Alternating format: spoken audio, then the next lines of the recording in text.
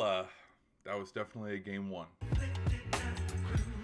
Hello, everybody. So game one between the Flyers and the Penguins, the battle for Pennsylvania in the first round of the Stanley Cup playoffs is officially in the books. Let me get into the video. First thing that I kind of want to react to, and it goes without saying, I bet if you check every single Penguins channel out there, they would talk about Crosby and Crosby's involvement in getting the guys organized. I think the late game antics with him getting the slashing and like a little bit of the physicality, I think that's him kind of trying to set the table for game two, because when you watched this game, to me it looked like the Flyers just were out physicaling the Panthers.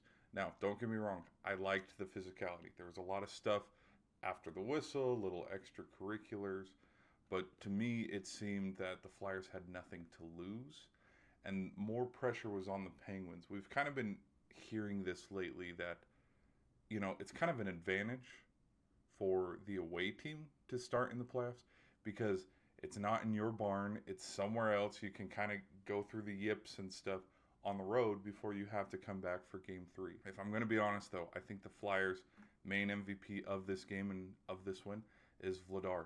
He played phenomenal. There's that stat of, I think it's now to 35 or 36, but games this whole season, 35 or 36 games, where he has 2 goals or less. The dude is playing phenomenal right now.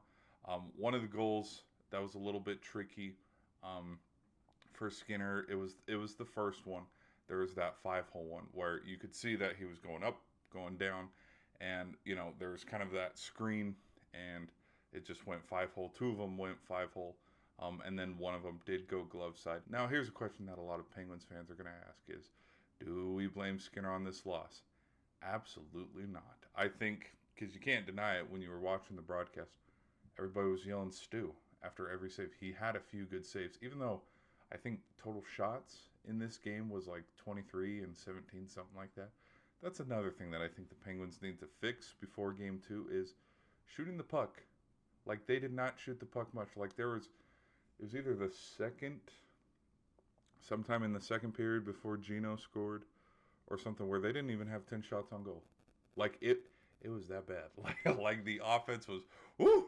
It was non-existent. But I will give a lot of credit to Gino because I think his goal, now, I will say Rust had a goal there late, but it was with a minute left. Crosby was already in the penalty box. It kind of felt, you know, a little too late because once that goal, once the Flyers made it 2-1, and then 6 minutes later made it 3-1, it fell over. And so the 2 simultaneous goals that made it 2-1 and then 3-1, which, by the way, that's a 19-year-old.